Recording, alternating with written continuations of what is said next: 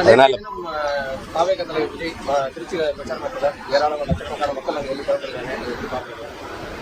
அதான் நீங்க தான் காட்டுனீங்களே, திரண்டிருக்காங்க, அது பரப்புரையே ஆரம்பிச்சிருக்காரு, அவ்வளவுதான். நீங்க எப்படி பாக்குறீங்க? நான் கூட்டம் அது வரும், கூட்டம் வரதானே செய்யும்.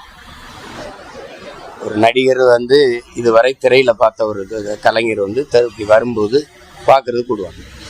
நாங்கள்லாம் சின்ன பிள்ளையா இருக்கும்போது எம்ஜிஆர் வர்றாரு, சிவாஜி வர்றாருன்னு கூட்டிட்டு போய் நிறுத்தினதெல்லாம் இருக்கு. இதே மாதிரி மணிக்கணக்கான நின்றதெல்லாம் இருக்கு. கடைசியா அவர் வரல, அப்படியே போயிட்டாரு பரமக்குடியோடன்னு இளையாங்குடியில நாங்கள் நின்று ஏமாந்து திரும்பினதெல்லாம் இருக்கு. இது 7 கிலோமீட்டர் தூரத்தை கடக்கிறதுக்கு 5 மணி நேரம் அப்படிங்கும்போது அவரை பார்ப்பதற்கு லட்சக்கணக்கான மக்கள் காத்திருக்கிறாங்க. அது வரும். இப்ப சகோதரர் அஜித் இறங்குனீங்கன்னா இதை விட கூட்டம் வரும். என்ன பண்ணலாம்னு சொல்லு. ஐயா ரஜினிகாந்த் வந்திருந்தா இதை விட கூட்டம் வந்துதான் இருக்கும். நயன்தாரா அவர்களை இறக்கி விட்டா இதை விட 2 மடங்கு கூட்டம் தான் வரும். நீங்க அது கூட்டத்தை பார்க்காது, முன்வைக்கிற கொள்கையை பாருங்க.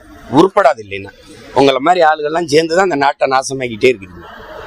ஒரு செய்தி ஆரம்பிச்சார்ந்து நீங்க நிக்கிறீல்ல, சொல்லுங்க. நீங்க சும்மா ஏதாவது கூலிக்கு வேலை செஞ்சு கொள்கைக்கு வேலை செய்யறவன கொலை பண்றீங்க.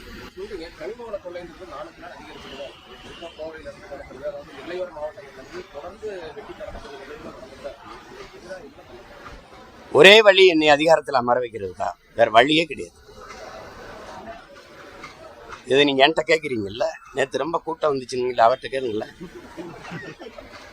அதை பத்தி பேசி போராடிக்கிட்டு இருக்கவன்ட்டே கேள்வி கேட்குறீங்களே.